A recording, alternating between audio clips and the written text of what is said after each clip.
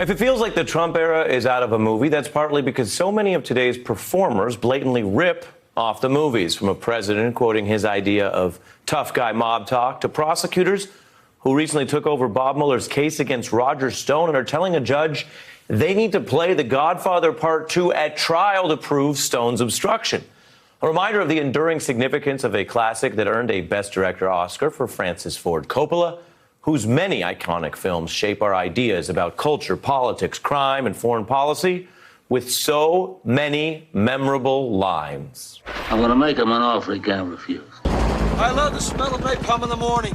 Coppola's stark depictions of violence, moral dilemmas, and what today is sometimes called the struggle are back in the news for partly political reasons. Vanity Fair noting this new project rights a wrong by restoring black scenes and stories to The Cotton Club, Coppola's 1984 film about Harlem, which he says studios resisted for, quote, too many black stories. Well, the newly remastered release adds some of those stories back into the final cut you can see today, which makes this a special time to sit with a cultural legend, Francis Ford Coppola, director of the Godfather trilogy, Apocalypse Now, Patton, Peggy Sue Got Married, an Oscar winner 6 times over for directing, screenwriting, and producing.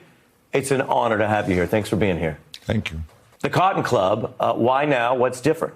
Well, Cotton Club was made under very adverse, warlike conditions. There was a big difference between the producers and the financiers and who had brought me on. I did have final cut all the time, but even when you have this legal final cut, you know, the people who put up the money or who are about to release it, you try to collaborate. Pressure. With them. You face pressure. Yeah, but you try to collaborate. You try to meet in the middle. Yeah. In fact, creative. At one point when they all went to meet my lawyer and he tried to demonstrate in the contract on the table that I had this final cut right, they said, they knocked the papers off. I said, well, now it's off the table.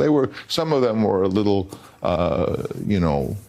tough kind of guys. Tough guys. Yeah. So the kind of guys you might see in a Coppola movie. They're very definitely. But the message I had gotten repeatedly was the film is too long, there's too many black people in it, and there's too much tap dancing, which is sort of tricky because it was about the Cotton Club. So you start shortening a few minutes, and then you take a little more, and you say, well, you know, maybe, I don't know, if people don't like that there's too many black stories, maybe the one could be a little less. I thought I was taking a few minutes out, but I ended up taking 40 minutes out. And then I really wanted to put them back because I felt the picture.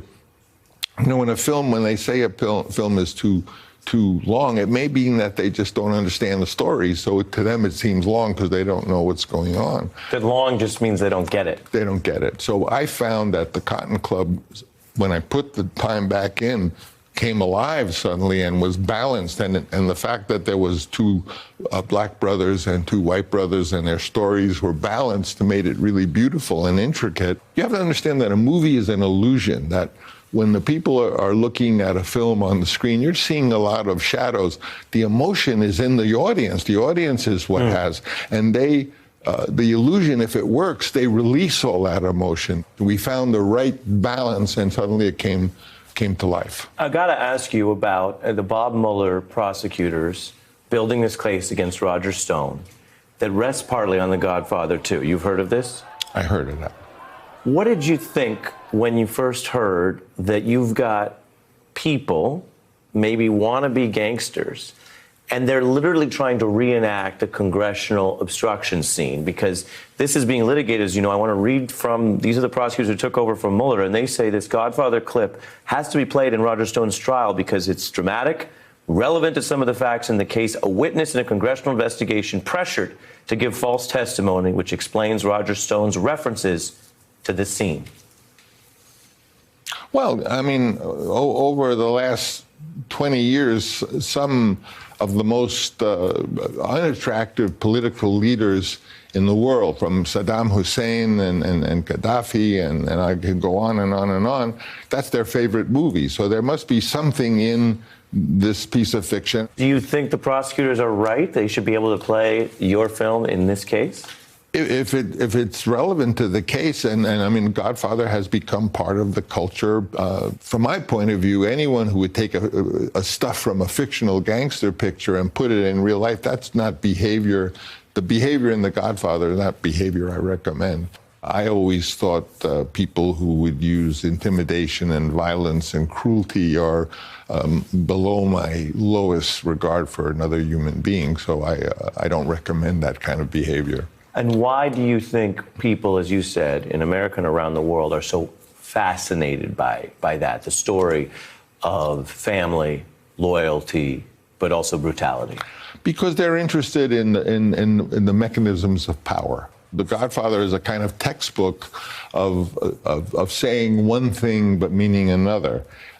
It's a method of how your reputation of what had happened in the past, you can be very friendly and very nice about saying what would be the result if you don't go along with me, but the past speaks very loudly. So it's intimidation. Francis Ford Coppola, I really appreciate you coming on the beat, sir. Thanks. Hey, I'm Ari Melber from MSNBC. You can see more of our videos right here, or better yet, subscribe to our YouTube channel below. You could have been anywhere in the world, but you're here with us, and we appreciate that.